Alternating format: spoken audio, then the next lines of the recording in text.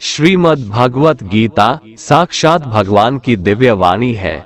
इसकी महिमा अपार है, अपरिमित है। उसका यथार्थ में वर्णन कोई नहीं कर सकता। शेष, महेश, गणेश भी इसकी महिमा को पूरी तरह से नहीं कह सकते, फिर मनुष्य की तो बात ही क्या है। गीता एक परम रहस्यमय ग्रंथ है। इसमें संपूर्ण वेदों का सार संग्रह किया गया है। इसका आशय इतना गूढ़ और गंभीर है कि आजीवन निरंतर अभ्यास करते रहने पर भी उसका अंत नहीं आता। भगवान के गुण, प्रभाव, स्वरूप, तत्व, रहस्य और उपासना का तथा कर्म एवं ज्ञान का वर्णन जिस प्रकार भगवत गीता में किया गया है, वैसा अन्य ग्रंथों में एक साथ मिलना कठिन है। भगवत गीता एक ऐसा अनुपमेय शास्त्र है जिसका एक भी शब्द सदुपदेश से खाली नहीं है। गीता में एक भी शब्द ऐसा नहीं है जो रोचक कहा जा सके। इसमें जितनी बातें कही गई है वे सभी अक्षरशः यथार्थ है। सत्य स्वरूप भगवान की वाणी में रोचकता की कल्पना करना उसका निरादर करना है। गीता सर्वशास्त्रमयी है। इसे सारे शास्त्रों का खजाना कहा जाता है। गीता का भली भांति ज्ञान हो जाने पर सभी शास्त्रों का तात्विक ज्ञान अपने आप हो जाता है। गीता को हम भगवान से भी बढ़कर कहें तो कोई अत्युक्ति नहीं होगी। भगवान ने स्वयं कहा है, मैं गीता के आश्रय में रहता हूँ। गीता मेरा श्रेष्ठ घर है। गीता के ज्ञान का सहारा लेकर ही मैं तीनों लोकों का पालन करता हूँ। इसके सिवा गीता में ही भगवान अपने मुक्त कंठ से यह घोषणा करते हैं कि जो कोई मनुष्य मेरी इस गीता रूप आज्ञा का पालन करेगा वह निसंदेह मुक्त हो जाएगा। यही नहीं, भगवान कहते हैं कि जो कोई इसका अध्ययन भी करेगा उसके द्वारा मैं ज्ञान यज्ञ से पूजित होऊंगा। भगवान कहते हैं, जो मनुष्य गीता का रहस्य भक्तों को धारण कराता है और उनमें इसका विस्तार एवं प्रचार करता है, वो मनुष्य मुझे अतिशय प्रिय है। गीता संपूर्ण जीवन दर्शन है और इसका अनुसरण करने वाला व्यक्ति सर्वश्रेष्ठ होता है। भगवत गीता ही है जो आधुनिक युग में समस्याओं से घिरे हुए मनुष्य को एक कर्मशील जीवन जीने के लिए प्रेरित करती है। गीता ऐसे प्रेरणादायक संदेशों का महासागर है जो जीवन से निराश मनुष्य को आशाओं से भर देती है। श्रीमद् भगवत गीता एकमात्र ऐसा ग्रंथ है जो मनुष्य को जीने का सही तरीका बताती है। गीता जीवन में धर्म, कर्म और प्रेम का पाठ पढ़ाती है। श्रीमद् भगवत गीता का ज्ञान मानव जीवन और जीवन के बाद का जीवन दोनों के लिए उपयोगी माना गया है। भगवत गीता में कुल 18 अध्याय है और 700 श्लोक है, जिसे सभी के लिए पढ़ पाना थोड़ा मुश्किल है।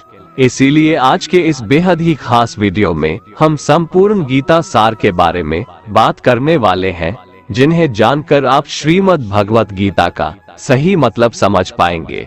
इसलिए इन विचारों को आप हर रोज जरूर सुने। तो चलिए अब देर नहीं करते हुए वीडियो शुरू करते हैं। भगवान श्री कृष्ण कहते हैं कि हे अर्जुन, तुम्हें किसका मोह है? इस रणस्थली में युद्ध प्रारंभ होने से ठीक पहले तुम्हारा इस तरह से शस्त्र त्याग देना बिल्कुल भी उचित नहीं है, क्योंकि न तो ये श्रेष्ठ पुरुषों द्वारा आचरित है, न स्वर्ग को देने वाला है और न कीर्ति बढ़ाने वाला है। इसीलिए हे अर्जुन, नपुंसकता को मत प्राप्त हो, हृदय की तुच्छ दुर्बलता को त्यागो, उठो और युद्ध करो।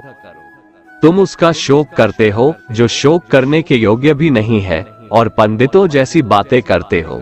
ज्ञानी व्यक्ति ना तो मरने वाले का शोक करते हैं और ना ही उनका शोक करते हैं जो अभी जिंदा है, क्योंकि वो जानते हैं जो मर गया वो फिर से जन्म लेगा और जो जिंदा है वो एक दिन जरूर मरेगा। हे अर्जुन, न तो ऐसा है कि मैं किसी काल में नहीं था या तू नहीं था अथवा ये राजा लोग नहीं थे, और ना ऐसा है कि इससे आगे हम सब नहीं रहेंगे। वर्तमान शरीर की उत्पत्ति से पहले भी हम सब थे और पीछे भी रहेंगे। शरीर के नाश होने से आत्मा का नाश नहीं होता, अतः नाश की आशंका से इन सब के लिए शोक करना उचित नहीं है। आत्मा अजर अमर है।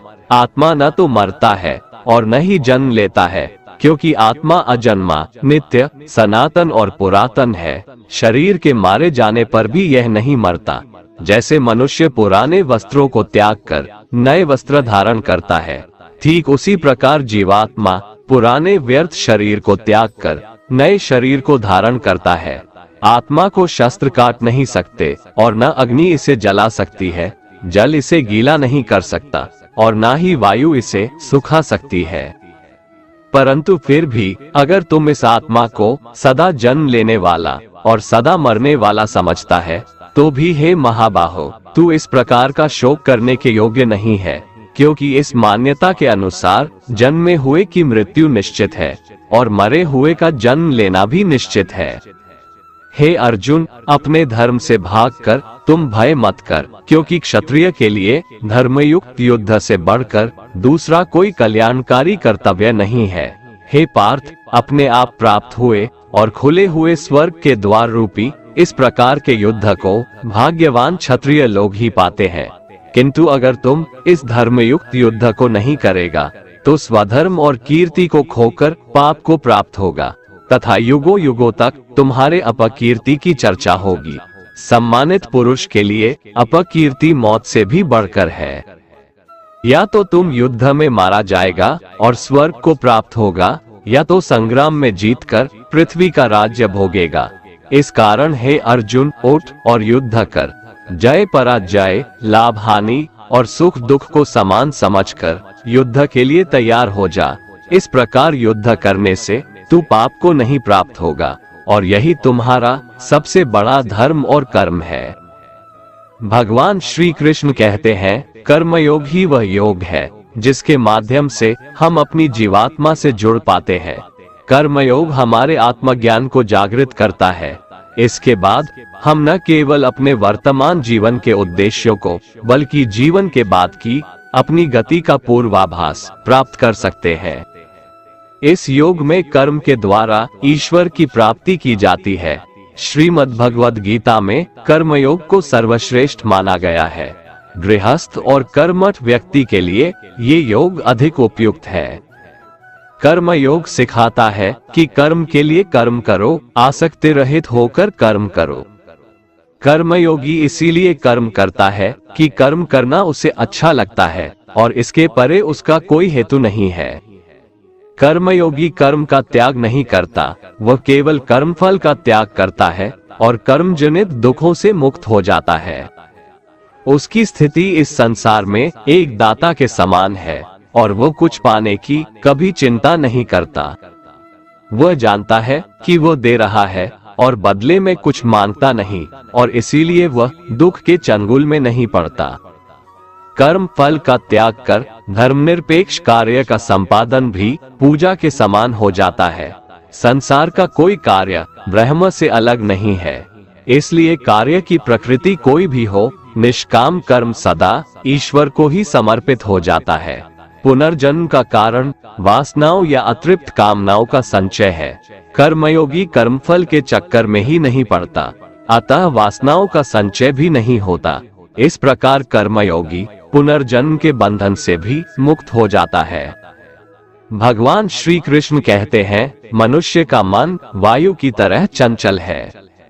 यह मन ही है जो मनुष्य को काम वासनाओं की तरफ भटकाता रहता है। अगर जीवन को सफल बनाना है तो मन पर काबू करना बहुत जरूरी है।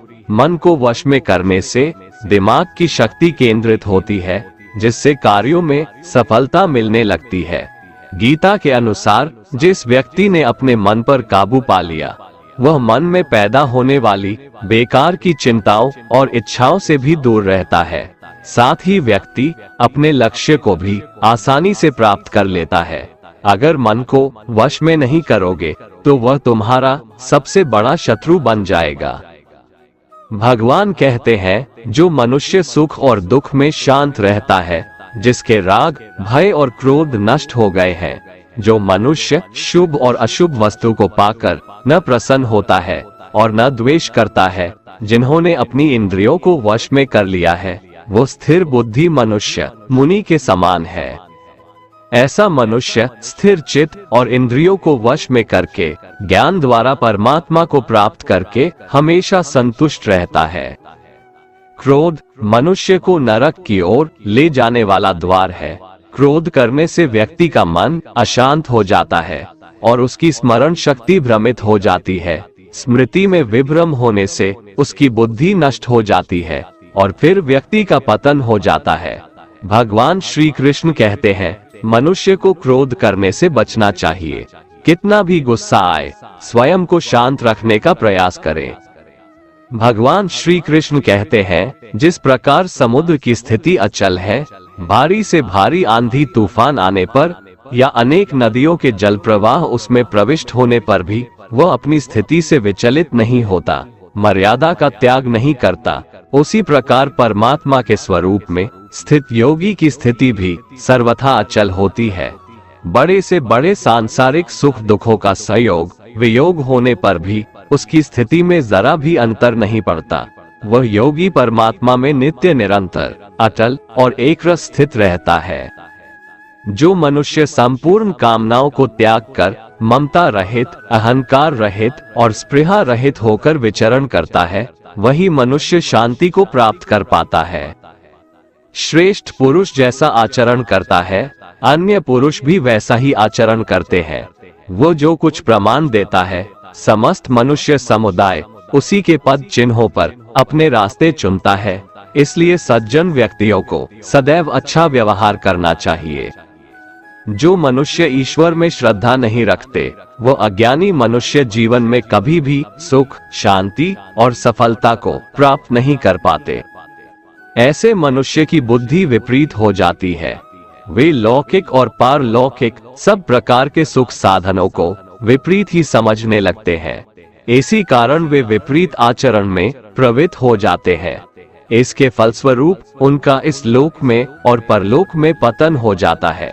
वे अपनी वर्तमान स्थिति से भी भ्रष्ट हो जाते हैं और मरने के बाद उनको अपने कर्मों का फल भोगने के लिए सूकर, कुकर आदि नीच योनियों में जन्म लेना पड़ता है या घोर नरक में पड़कर भयानक यातनाएं भोगनी पड़ती है। भगवान श्री कृष्ण कहते हैं, जो मनुष्य अपने कर्तव्यों का पालन करते हुए विपरीत परिस्थितियों में भी अपने धर्म के मार्ग पर अडिग रहता है और उसके कारण अगर उसकी मृत्यु भी हो जाती है, तो वह मृत्यु भी उसके लिए परम कल्याणकारक बन जाता है और उस मनुष्य को स्वर्ग की प्राप्ति होती है। मनुष्य मेरी जिस भी रूप की पूजा करते हैं, मैं भी उनको उनकी भावना के अनुसार उसी रूप में दर्शन देता हूँ। मनुष्य जिस जिस भाव से मेरी उपासना करते हैं, मैं उनके उस भाव का ही अनुसरण करता हूँ। जो मेरा चिंतन करता है, उसका मैं चिंतन करता हूँ।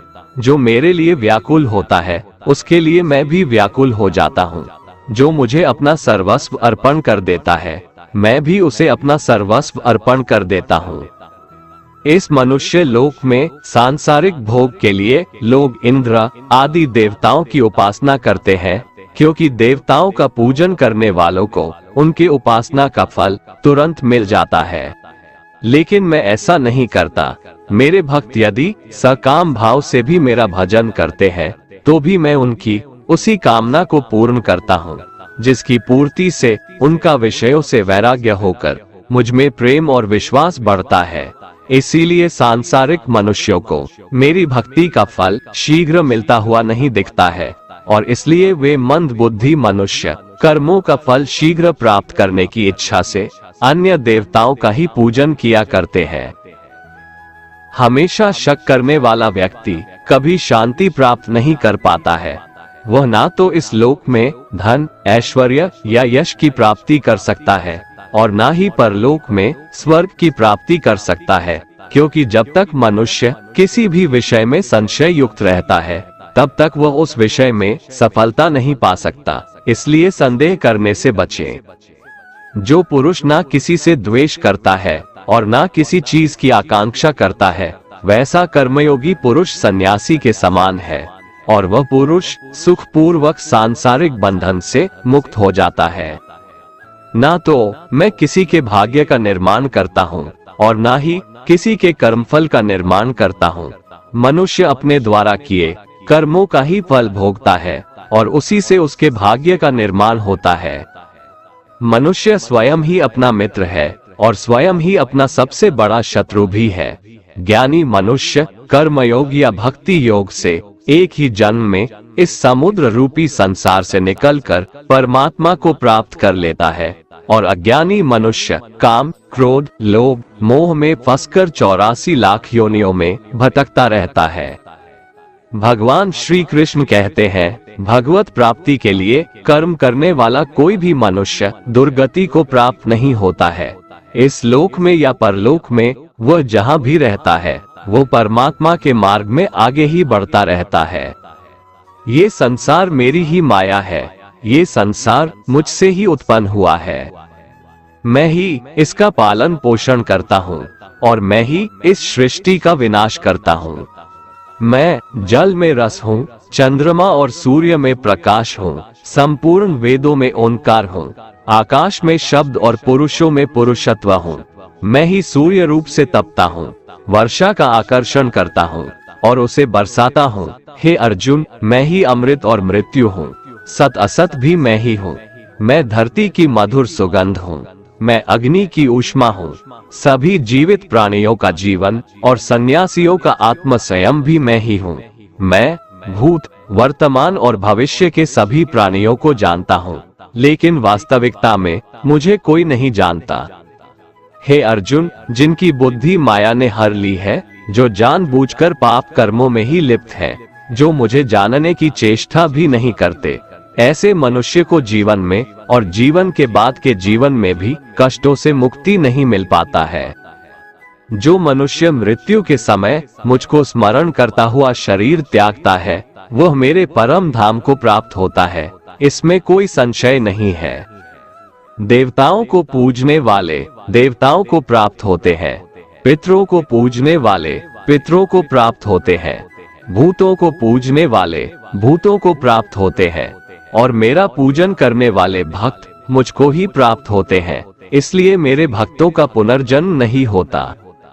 जो कोई भक्त मेरे लिए प्रेम से पत्र, पुष्प, फल, जल आदि अर्पण करता है, उस शुद्ध बुद्धि निष्काम प्रेमी भक्त का प्रेम पूर्वक अर्पण किया हुआ वह पत्र, पुष्प मैं सद्गुण से प्रकट होकर प्रेम पूर्वक खाता हूँ। भगवान श्री कृष्ण कहते हैं, हे अर्जुन, तू जो कर्म करता है, जो खाता है, जो हवन करता है, जो दान देता है और जो तप करता है, वह सब मुझे अर्पण कर, मैं तुम्हें मुक्ति प्रदान करूंगा। मेरे लिए ना तो कोई प्रिय है और ना ही अप्रिय, परंतु जो भक्त मुझको प्रेम से भजते हैं वो मुझ में है और मैं उनमें हूँ। यदि कोई दुराचारी भी अनन्य भाव से मेरा भक्त बनकर मुझको भजता है, तो वह पुरुष भी साधु के समान है, क्योंकि उसने भली भांति निश्चय कर लिया है कि परमेश्वर के भजन के समान अन्य कुछ भी नहीं है। स्त्री, वैश्य, शूद्र, भूत, पिशाच, चांडाल कोई भी हो, वो मेरी शरण में आकर परम गति को प्राप्त होते हैं। हमारे तामसिक गुण हमारे अंदर हीन भावना पैदा करके हमें खुद को उदास और नुकसान पहुंचाते हैं और हमारे राजसिक गुण हमें ईर्ष्यालु और लोभी बना देते हैं। भगवान श्री कृष्ण कहते हैं, हर मनुष्य को तामसिक और राजसिक गुणों को खत्म करके अपने सात्विक गुणों से परिचित होना पड़ेगा। सात्विक गुण वो है जो आत्मा को अपने आसपास की हर चीज से जोड़े रखता है और उन्हें प्यार करना सिखाता है। हे अर्जुन, तुम्हारा क्या गया जो तुम रोते हो? तुम क्या लाए थे जो तुमने खो दिया? तुमने क्या पैदा किया था जो नष्ट हो गया? तुमने जो लिया यहीं से लिया, जो दिया यहीं पर दिया। जो आज तुम्हारा है कल किसी और का होगा, क्योंकि परिवर्तन ही संसार का नियम है और समय के साथ संसार में हर चीज परिवर्तन के नियम का पालन करती है। भगवान श्री कृष्ण कहते हैं, किसी का अच्छा ना कर सको तो बुरा भी मत करना, क्योंकि दुनिया कमजोर है लेकिन दुनिया बनाने वाला नहीं। जिंदगी में हम कितने सही हैं और कितने गलत हैं, ये केवल दो लोग जानते हैं, एक परमात्मा और दूसरी हमारी अंतरात्मा। अपने आप को भगवान के प्रति समर्पित कर दो, यही सबसे बड़ा सहारा है। जो कोई भी इस सहारे को पहचान गया है, वो डर, चिंता और दुखों से आजाद रहता है। मनुष्य को सबसे पहले खुद का आकलन करना चाहिए, अर्थात खुद के बारे में जान लेना चाहिए। खुद की काबिलियत और क्षमता को जानना ही मनुष्य को आत्मज्ञान की प्राप्ति करा सकता है।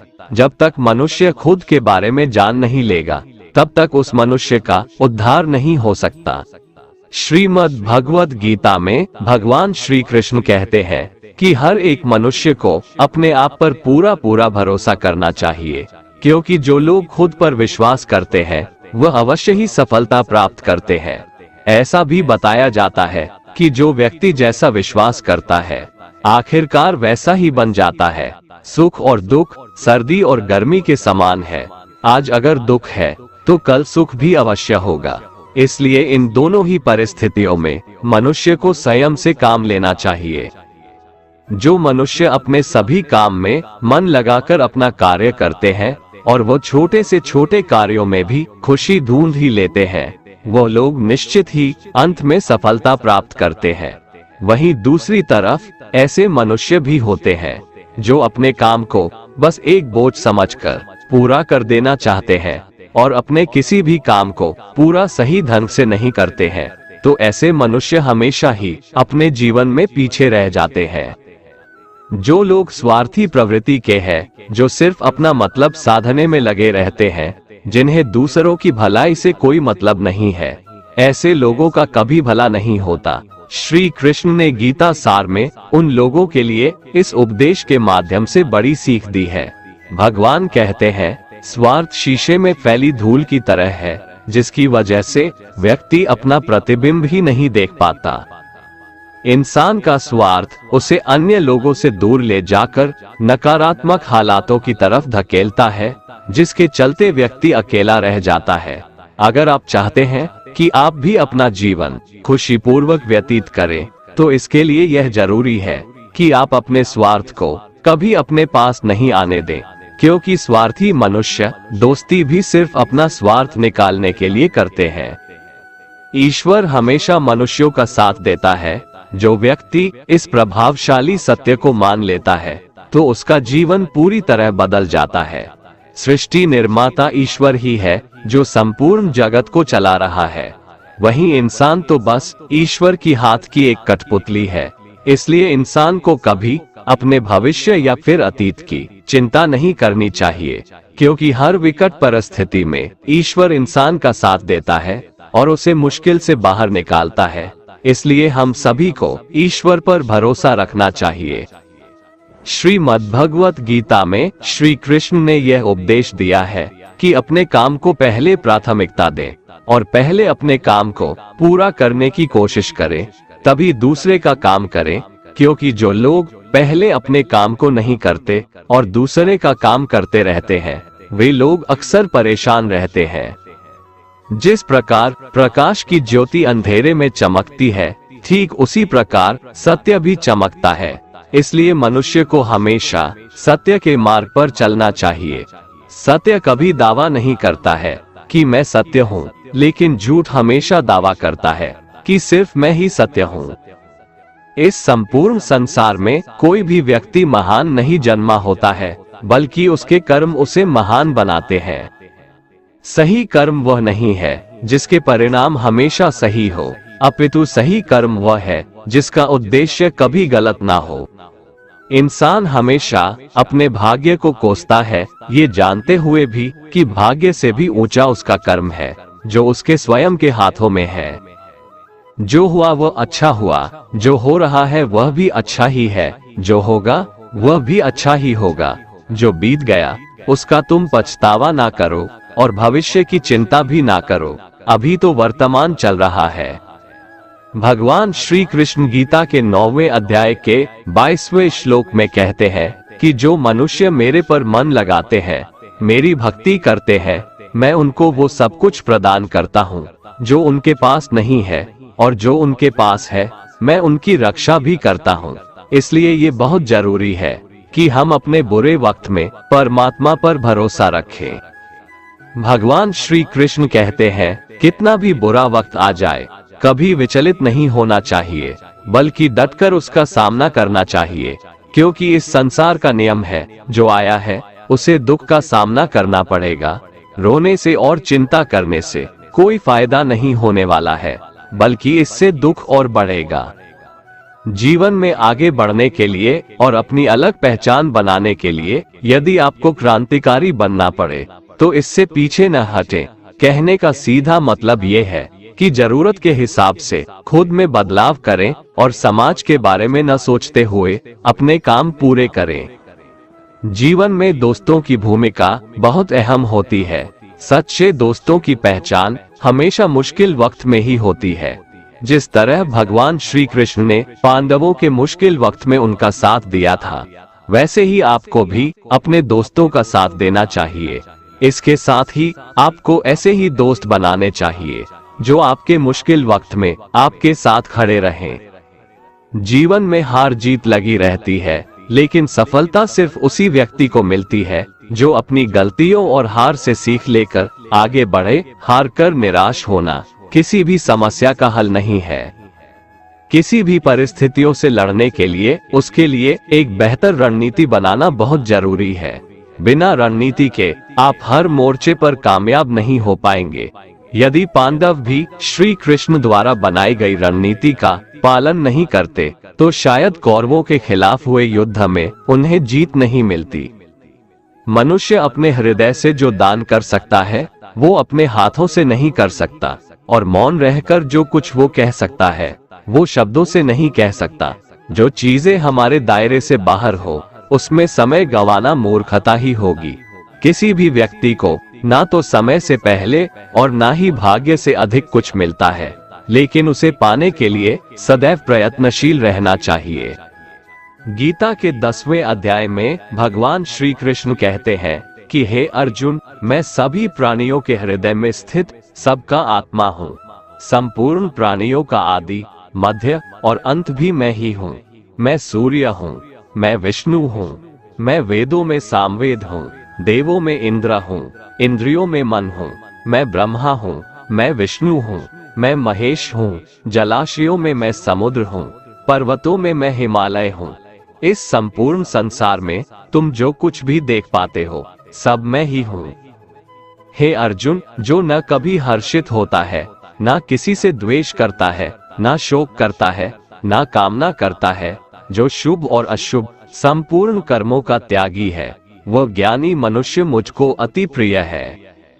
मुझे पाने के 3 तरीके हैं, ध्यान योग, ज्ञान योग और कर्म योग, और इन सब में कर्म योग सबसे प्रधान है। जो मनुष्य अपने को परमात्मा से अलग नहीं समझता है और ना ही इस शरीर से अपना कोई संबंध मानता है, वह सदा के लिए जन्म मरण से मुक्ति पा लेता है। जो व्यक्ति आध्यात्मिक जागरूकता के शिखर तक पहुंच चुके हैं, उनका मार्ग है निस्वार्थ कर्म। जो भगवान के साथ संयोजित हो चुके हैं, उनका मार्ग है स्थिरता और शांति। मानव कल्याण ही भगवत गीता का प्रमुख उद्देश्य है। इसलिए मनुष्य को अपने कर्तव्यों का पालन करते समय मानव कल्याण को प्राथमिकता देना चाहिए। श्री कृष्ण कहते हैं, जो तुम्हारा साथ देता है तुम उसका साथ दो, जो तुम्हें धोखा देता है तुम उसे त्याग दो। जिस जगह आपका सम्मान नहीं हो वहां पर कभी जाना नहीं चाहिए, वरना लोग आपको कमजोर और बेवकूफ समझेंगे। जहां बारिश ना हो वहां फसल खराब हो जाती है, और जहां संस्कार ना हो वहां नस्ल भी खराब हो जाती है। जो लोग ये कहते हैं मेरे पास वक्त नहीं है, असल में उनके खास रिश्तों की गिनती में आपका नाम ही नहीं है। हे अर्जुन, वह जो वास्तविकता में मेरे उत्कृष्ट जन्म और गतिविधियों को समझता है, वो शरीर त्यागने के बाद पुनः जन्म नहीं लेता और मेरे परम धाम को प्राप्त होता है। वो व्यक्ति जो सभी इच्छाएं त्याग देता है और मैं और मेरा की लालसा और भावनाओं से मुक्त हो जाता है, उसे अपार शांति की प्राप्ति होती है। जिस मनुष्य के अंदर ज्ञान की कमी और ईश्वर में श्रद्धा नहीं होती, वो मनुष्य जीवन में कभी भी आनंद और सफलता को प्राप्त नहीं कर पाता। ईश्वर ने हमें जो कुछ भी दिया है वही हमारे लिए पर्याप्त है, और यही एक अटल सत्य भी है। संयम, सदाचार, स्नेह एवं सेवा, ये गुण सत्संग के बिना नहीं आते। ईश्वर से किए गए प्रार्थना से इंसान की परिस्थिति या तकदीर बदले या ना बदले, पर उस प्रार्थना से इंसान के चरित्र में जरूर बदलाव आता है। बात इतनी मधुर रखो कि कभी वापस भी लेनी पड़े तो आपको कड़वी न लगे। खुद में थोड़ा स्वाभिमान होना जरूरी है, वरना लोग आपको वहां भी दबाने की कोशिश करेंगे जहां आपका अधिकार है। जब तक तुम अपने आप से नहीं हार जाओ, तब तक दुनिया की कोई ताकत तुम्हें हरा नहीं सकती है। कमजोर तुम नहीं, तुम्हारा वक्त है, और वक्त सबका बदलता है। तुम बस अपना कर्म करते जाओ। जिसने कभी संकट नहीं देखा, उसे अपनी ताकत का कभी एहसास नहीं होगा। जो दूसरों की तकलीफों को समझते हैं, जिनमें दया है, जो दिल से अच्छे हैं, उन्हें दोबारा जन्म नहीं लेना पड़ता है। चुप रहने से बड़ा कोई जवाब नहीं, और माफ कर देने से बड़ी कोई सजा नहीं। जिस मनुष्य के पास सब्र की ताकत है, उस मनुष्य की ताकत का कोई मुकाबला नहीं कर सकता। हमारी व्यर्थ की चिंता और मन का भय एक ऐसा रोग होता है जिससे हमारी आत्मीय शक्ति बिखर जाती है। मनुष्य को जीवन की चुनौतियों से भागना नहीं चाहिए, और न ही भाग्य और ईश्वर की इच्छा जैसे बहानों का प्रयोग करना चाहिए। किसी पर विश्वास करना हो तो उनकी बातों पर नहीं, उनकी हरकतों पर ध्यान दो। गुस्से के वक्त थोड़ा रुक जाने से और गलती के वक्त थोड़ा झुक जाने से जिंदगी और भी आसान हो जाती है। जो भाग्य में है वो भाग कर आएगा, और जो भाग्य में नहीं है वो आकर भी भाग जाएगा। जैसे हवा के झोंके नाव को भटका देते हैं, वैसे ही मनुष्य की इच्छाएं बुद्धि को भटका देती है। एक समझदार व्यक्ति वही है जो दूसरों को देखकर उनकी विशेषताओं से सीखता है, उनसे तुलना और ईर्ष्या नहीं करता। शस्त्र केवल शरीर को घायल कर देते हैं, किंतु शब्द आत्मा को भी घायल कर देते हैं। कोई आदमी चाहे लाख चीजें जान ले, चाहे वो पूरे जगत को जान ले, लेकिन अगर वह स्वयं को नहीं जानता तो वह अज्ञानी है। अगर कोई आपको ठुकरा दे तो बुरा मत मानना, क्योंकि वे वास्तव में आपकी कीमत नहीं जानते।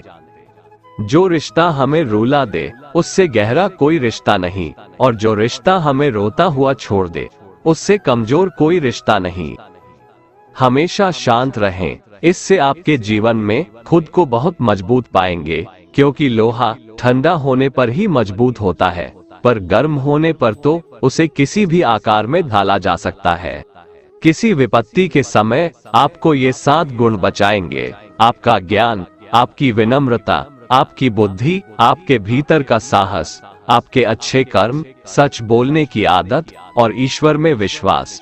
आत्मा हमेशा जानती है कि सही क्या है और गलत क्या है, लेकिन मनुष्य के सामने चुनौती तो मन को समझने की होती है। मुश्किल समय में व्यक्ति अकेला हो जाता है, लेकिन मुश्किलों की वजह से वही व्यक्ति मजबूत हो जाता है। जो आपको सम्मान दे उसी को सम्मान दीजिए। हैसियत देखकर सर झुकाना कायरता का लक्षण है। जो मनुष्य मुझसे परम प्रेम करके इस परम रहस्य युक्त गीता शास्त्र को मेरे भक्तों में कहेगा, वो मुझको ही प्राप्त होगा, इसमें कोई संदेह नहीं है। उससे बढ़कर मेरा प्रिय कार्य करने वाला मनुष्यों में कोई भी नहीं है, तथा पृथ्वी भर में उससे बढ़कर मेरा प्रिय दूसरा कोई भविष्य में होगा भी नहीं। जो मनुष्य श्रद्धायुक्त दोषों से रहित होकर इस गीता शास्त्र का श्रवण भी करेगा, वह भी सभी पापों से मुक्त होकर मेरे परम धाम को प्राप्त होगा। दोस्तों, अगर भगवान श्री कृष्ण की ये बातें आपको पसंद आई तो कमेंट में जय श्री राधे कृष्ण लिखें, और ऐसे ही प्रेरणादायक वीडियो देखने के लिए हमारे चैनल को सब्सक्राइब कर लें। जय श्री राधे कृष्ण।